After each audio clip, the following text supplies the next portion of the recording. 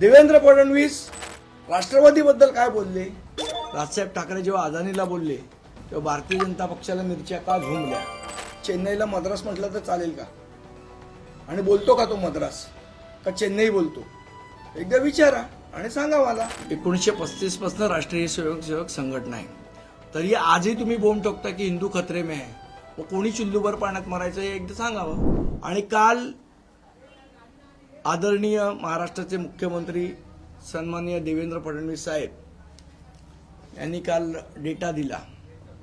मुळात मला हे कळलं ना की राजसाहेब ठाकरे जेव्हा अदानीला बोलले तेव्हा भारतीय जनता पक्षाला मिरच्या का झोंबल्या हे माहीत नाही. मला हे माहिती आहे की त्यांच्या भारतीय जनता पक्षात बरेचसे वकील आहेत, पण त्या सगळ्यांना वकीलपत्र अदानींनी दिलंय हे मला असं वाटतं मला काल कळलं किंवा जगाला काल कळलं.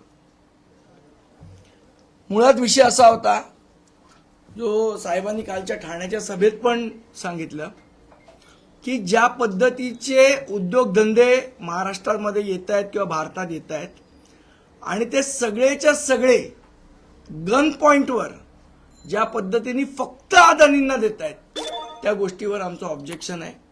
कारण आपण इंडिगोचं एक उदाहरण बघितलं, काय पद्धतीने इंडिगोनी पूर्ण भारताला वेठीस धरलेलं, तसं वेठीस धरण्याची संधी आपण अदानींना का देत आहे हा महत्वाचा प्रश्न आमच्या समोर आहे आणि तो प्रश्न आम्ही जनतेसमोर मांडला.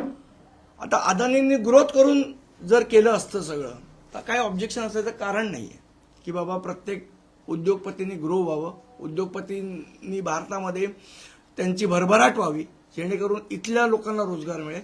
याबद्दल दुमत असण्याचं कारण नाही. आम्ही कुठल्याही उद्योगपतीच्या विरोधात नाही, पण ज्या पद्धतीने दुसऱ्या उद्योगपतींच्या डोक्यावर बंदुका ठेवून हे बिझनेस टेक ओव्हर केले जात आहेत या गोष्टीला आमचा विरोध आहे. अगदी उदाहरण द्यायचं झालं तर मुंबई एअरपोर्टचं उदाहरण. मुंबई एअरपोर्ट डेव्हलप कोणी केला, बांधला कोणी, त्याची इन्व्हेस्टमेंट कोणी केली, तर जीव्हीकेने केली, बरोबर. आपल्याला आठवत असेल या जीव्हीकेवर ईडीच्या रेड पडल्या होत्या.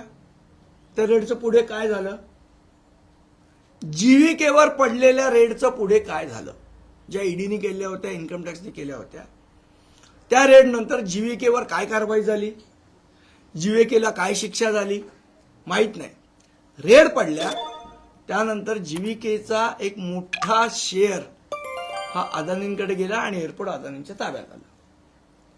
आमचा विरोध, ऑब्जेक्शन या गोष्टीला आहे की दुसऱ्या उद्योगपतींच्या डोक्यावर जर गन पॉइंट ठेवून तुम्ही उद्योग अदानींना देणार असाल तर ते ह्या देशासाठी घातक आहे.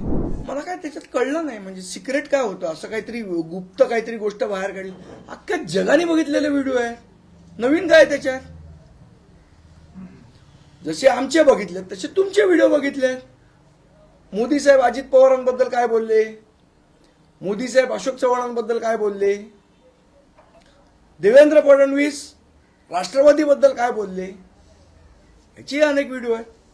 व्हिडिओनी काही सिद्ध होत नाही आणि काही सांगताही येत नाही.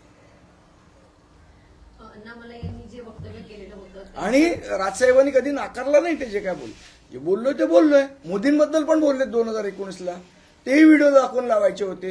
2024ला जेव्हा आम्ही पाठिंबा दिला होता त्यांना लोकसभेला तेव्हा ते व्हिडिओ पण दाखवायचे होते, ते का नाही दाखवले त्यावेळेला? तामिळ सेल्वनला विचारा एकदा, चेन्नईला मद्रास म्हटलं तर चालेल का? आणि बोलतो का तो मद्रास का चेन्नई बोलतो? एकदा विचारा आणि सांगा मला. एकीकडं अण्णामलाईचं वक्तव्य आणि दुसरीकडं सोडावा तो काही त्या अण्णामलाईला तामिळनाडूत नाही कोण विचारत आहे. आपण कशाला एवढं 10-15 वर्ष तुम्ही सत्तेत आहात, बरोबर. 1935 पासून राष्ट्रीय स्वयंसेवक संघटना आहे, तरी आजही तुम्ही बोंब टोकता की हिंदू खतरे में आहे. मग कोणी चुल्लूभर पाण्यात मारायचं हे एकदा सांगावं.